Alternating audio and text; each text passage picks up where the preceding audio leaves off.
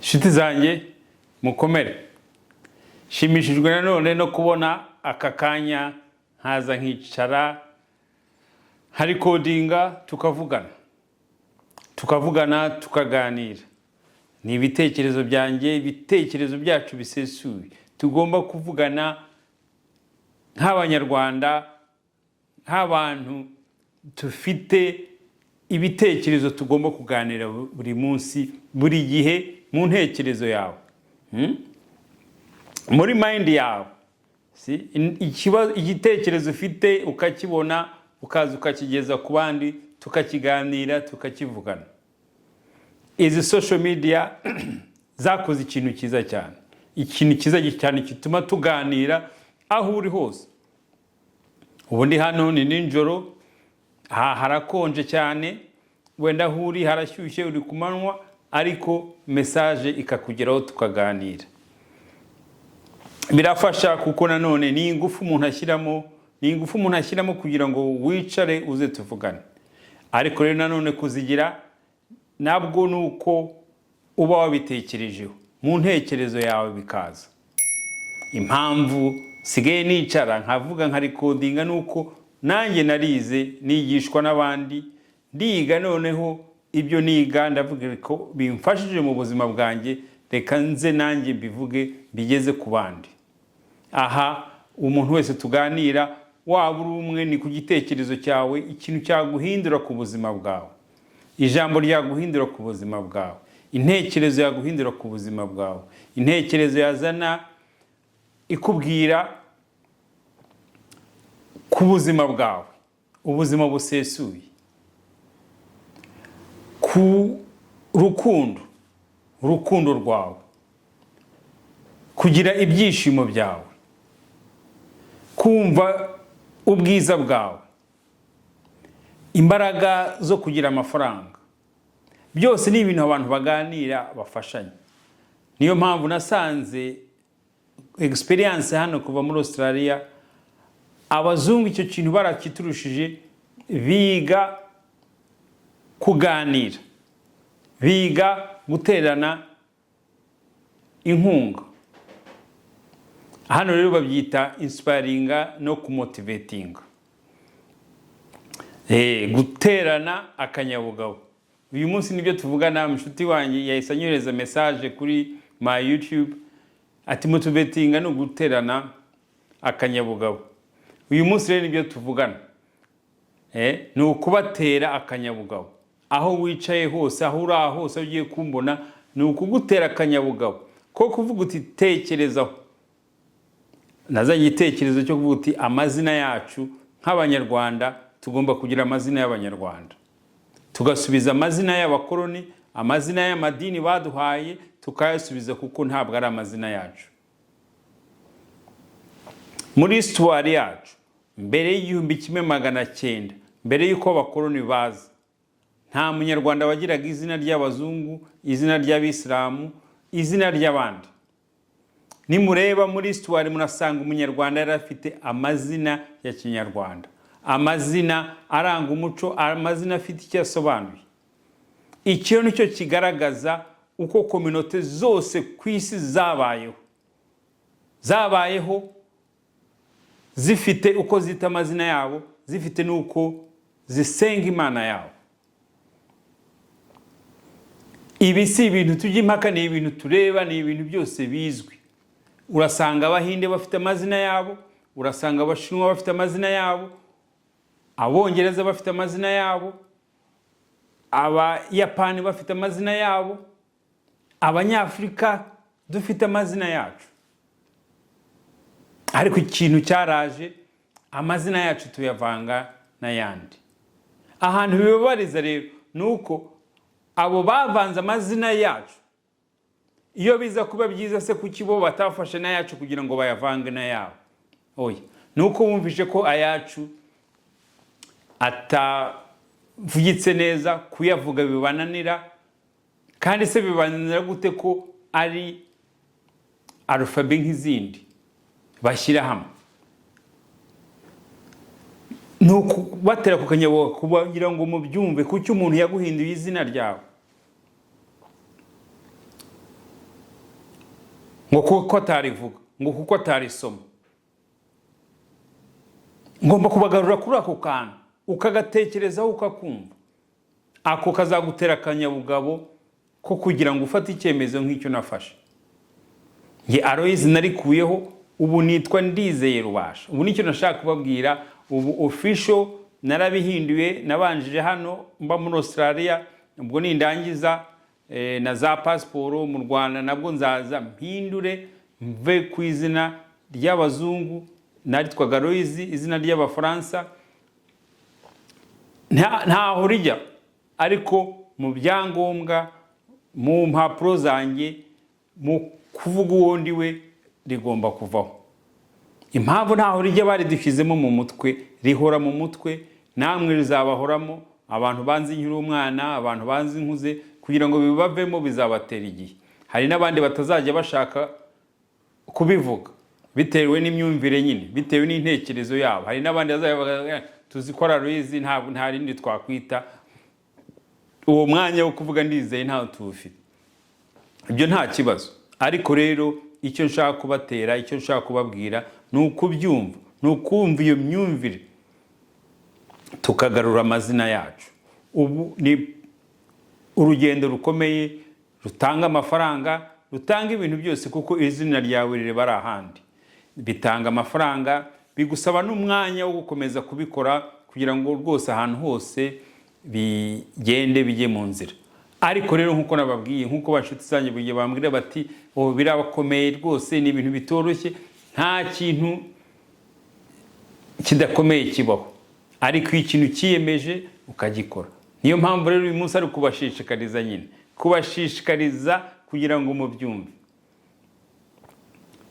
Ikintu kiguhesha nta bindi biguhesha, ubuzima bwawe ntibuhinduka, ari kugira ishema ryawe, ugira pride y'ishema ryawe. Pride y'uko uvuga uti aho mvuka naha, aho nturuka naha, dore amazina babyeyi batwitaga, dore yabo nawe twitaga. Ako kubahiro ntangiye kukabona, kuko ahantu hose ngeze mbabwiye ko nahinduye izina ryanjye. Nkababwira ko nahinduye izina ryanjye kubera impamvu z'umuco nyarwanda. Icyo nabonye, abantu barabinyubahira cyane, abantu barabyishimira cyane, especially abantu bose b'abazungu, kuko hano abantu bose ni immigrant. Usanga hano abantu bose bava ahandi, abo bose duhura nabo usanga bafite amazina yabo, usanga bafite iki. Niyo mpamvu rero mbabwira ngiye, iyo mbona uko mwebwe inshuti zacu mwabyakiri nk'abanyarwanda, uko mubyakira, nkabona uko abazungu babyakiri, nkabona nk'uko andi zini community zibyakiriye, mbabwiye ko nahinduye izina, bumva ari ikintu bishimiye, bumva ko ari ikintu cyiza. Ariko mwiyo mbibabwiye ni impaka, ni ukuvuga uti se none se duhindure amazina se, n'ururimi se, n'imyenda wambaye se ntizongere kuyambara, twongere urumva ibyo bintu bindi muzana. Mbabwira hindura izina ryawe, ko mbere y'1900 nta mazina abanyarwanda bagiraga. Ni ibintu bihari, ni ibintu byanditswe, ni ibintu muzi.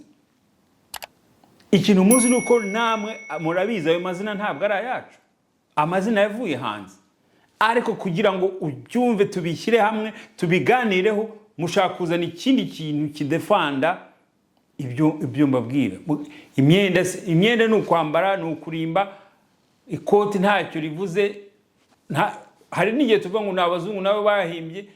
Iyo urebye histoire, umuntu yarambwiye ati nta n'uwamenya, hari n'abandi baba barahimbye mbere yuko baza kuvuga ibyo. Ariko imyambaro ni ibintu rusange wambara, ushobora no gukenyera, ushobora no kugira gute, ariko ikintu kikuranga, ikintu identification ni izina ryawe, twagombaga kuyagumana. Niyo mpamvu tubivugana, niyo mpamvu ngira ngo mbabwire nti reka tubirebe, tubitekereze. Niyo mpamvu nyine ugomba gusanga bwese kukimbwira abantu bacu, inshuti zanjye, kugira ngo tubihurizeho, tugira ngo ahubwo akaba ari nkaho rimwe na rimwe birababaza. Hariye munsubiza kubera ko ako kantu tukakamenya, ukumva urababaye, ukumva aho kugira ngo tubishyire hamwe turebe uko twabikora, ahubwo tukazanamo ibindi. Niyo mpamvu usanga abazungu baduhaye education, turiga ko, ariko education kubirabura cyane cyane kubirabura, education yakoreye abazungu. Iyi education baduhaye niyo yabafashije abagiye kwiga kuza kugaruka, gukuraho amazina, gukuraho uko abantu batekerezaga mu mitekerereze yaho, mu gusenga Imana yabo. So kwiga, education baduhaye na exposure baduhaye, baraje abari bo babikuraho. Niyo mpamvu ubona bo pasiteri bose ibintu biyigisha, ibintu bavuga, ibintu byose usanga ari byo bafashe bavuye hanze. Uragenda ukiga mu seminari wabwira ati Imana ni iyi, umugore ni ibi, nta bindi. Education ufite kugira ngo tuze turebe kuko bihuje n'ibihe turimo nuko twabayeho na histoire n'iki. Oya, turavuga ati ni ibi nuko bimeze, nta kindi. Yesu azaza ku munsi wo nta wundi, nta kindi wavuga. Nta we warize, subiramo inyuma urebe iyo Bibiliya uyisome neza, urebe n'ahandi nuko babivuga, urebe n'ibindi bitabo uko babivuga. Hari insobanuro nyinshi zisobanura Bibiliya bituma bisanga uko buzima. None ugasanga niba warize, kuki utongera kujya kureba ngo ushakishe abasekuru bacu basengaga gute, bizeraga Imana gute, bagize gute, tutangire tubyigeho tubibone uko bigeze gute. Kuko education ni kibereyo, nukuza kugira ngo irebe ibyo twaye dufite, ibyo bari bafite, tubishyire mu kintu cyiza kigezweho, tubishyire tubyandike bigezweho. Amazina tuyarebe, tuyahine, tuyagire gute, tuyagire meza ari y'Abanyarwanda. Muravuga ngo amazina ni maremare, bitwaye ikize kuba maremare, ngo bavuga ngo ibintu bidasobanutse, ngo bavuga ibintu nk'ibi n'iki. Ibyo byose dufite tushireho abantu babyiga. Kwiga nicyo nyine bimaze. Kwiga nicyo bimaze kugira ngo ibyo abasekuru bashyizeho tubishyire muri iki gihe kigezweho, mu gihe cya tekinoloji, mu gihe cy'ibintu bigeze gute. Dushaka amazina meza, tuyahine, tuyagabanye, tubyige, tuvuge tuti aya ni amazina y'Abanyarwanda, aya ni amazina yacu. Wajya kubatiza tukabatiza mu mazina y'Abanyarwanda. Ibyo birashoboka, ni ibintu bishoboka. Abapasiteri nimwe mu batiza, abapadiri nimwe mu batiza. Kubihindura n'indese ni pasiteri n'igitekerezo cye, ni pasiteri cy'icyo kiliziya. Tukabihindura umuntu ku muntu ku giti cye. Ibyo amadini yaduhaye, ibyo yadushyizemo, nitwe twabikomeje tubyige, tubirebe. Nababwiye nabaye umukristo, ibyo byose nabiciyemo, ariko ibindi kumva, ibi byo kubona, kumva ko Imana iba muri wowe, kumva mind yawe uri Imana iwe, usanga bifite ishingiro, aho kugira ngo beshye ngo Imana iba hejuru, ngo izaza kudukiza, ngo Yesu azaza, ngo ugize gute. Ahandi hose babaho gutyo, nta utegereza Yesu kuzaza. Tubaho kimwe, turavuka, bagakura, bagakora ibyo bakaba, igihe cyo gupfa bagapfa, guhamba bahamba bitewe nanone n'imico yabo n'imyumvire yabo, bikagenda, ariko umuntu aba yagiye. Ariko imyumvire no kubaho ku isi yose ni kimwe.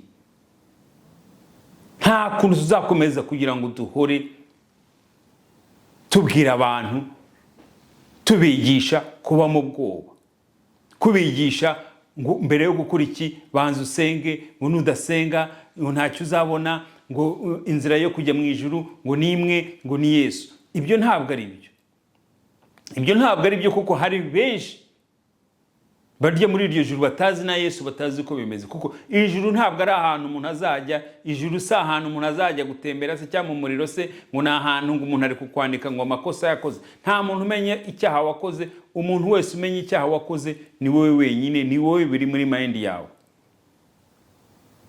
Tugomba kubigarura tukabivugana, nukushishikara tukicara tukabivugana, ubwo bwoba bukatuvamo. Ibyo ubwoba bwamvuyemo kumenya ko Imana iba muri ngiwe, kumenya ko ubuzima ari ngiwe bureba, ku buzima ikibi n'ikiza kiba mu ntekerezo yanjye. Nuko bimeze, urabyumva, ukagira experience, ukabibona muri wowe. Ariko rero ni wowe ugomba kubitekereza, ni wowe ugomba guhindura, ni wowe ugomba kwiga iyo myumvire, ni wowe ugomba kumva ijambo, ni wowe ugomba kugira umuntu ugutera inkunga, ugutera kugira rwose kubaho. Ariko ikindi nyine nuko bimeze. Niba koko kumva ko Imana izaba mu ijuru, kumva ko Yesu azaza ari byo bigushimishije, ari byo bituma ubuzima bwawe bubaho, ari byo bituma uhaguruka ukagenda ukagira icyo ukora. Nibyo nuko imyumvire yawe imeze. Niba ubuzima bwawe ari bwiza, ni byiza. Niba wowe urundi ufite ubuzima ufite ibibazo, uwo Yesu wategereje utamubona, ibibazo byawe byose bifite, gerageze utekereze naho handi, kuko umuntu akubwiye ngo ni inzira imwe gusa. Oya, ntabwo ari inzira imwe gusa. Ndagira ngo tugire muri mind isesuye, tuganire, tuvugane, wiyigishe, ugende ubyige, urebe uko bimeze. Ariko icyo mbabwiranye ni uko uyu munsi nyine nibyo nabashishikariza. Amazina yanjye nararahinduye rwose, ubundi Ndizeye Rubasha. Niba munzi twarakuranye, twariganye, Aloyizi mu byibagirwe, mutangire muvuge bati Ndizeye Aloyizi. Nawe kandi niba ufite akandi kazina wumva bakwitaga, ubitekerezeho, tubivugane. Nta kintu kibihindura, ni intekerezo y'umuntu aba afite, ni igitekerezo cy'umuntu aba afite. Narakizanye, ngomba kukigisha Abanyafurika, Abanyarwanda, tukabyumva, kuko biduhesha ishema ryabo turibo, tugahesha ishema n'umuco wacu n'abasekuru bacu ko babyitaga. Ndabizi bihinduka, wenda ntabwo wari uhari, hari ababashije kubidefanda kugira ngo bakomeze ku mazina nyarwanda, birananirana kubera ko wenda bagize ingufu nkeya. Ariko rero nta kintu kidashoboka kuri iki gihe. Ikintu cyose kiri muri mind kirashoboka. Hanjye byarashobotse, nabanje kugira ubwoba, byantwaye hafi imyaka 2 kugira ubwoba kugira ngo mbitekerezeho. Ariko rero biyo kintu kigumye mu ntekerezo, uragikora ukakigeraho. Ubu ngenda muri Australia nemye rwose, abantu bari kwiga kuvuga Ndizeye, ukumva kuko nanjye bimpesheje ka gaciro. Nicyo nashaka kubabwira, ukuntu bigushimisha, ukuntu byishimira, ukumva ufite, uranezerewe kabisa, ukazana ishema ry'igihugu cyawe, ishema ryaho ukomoka.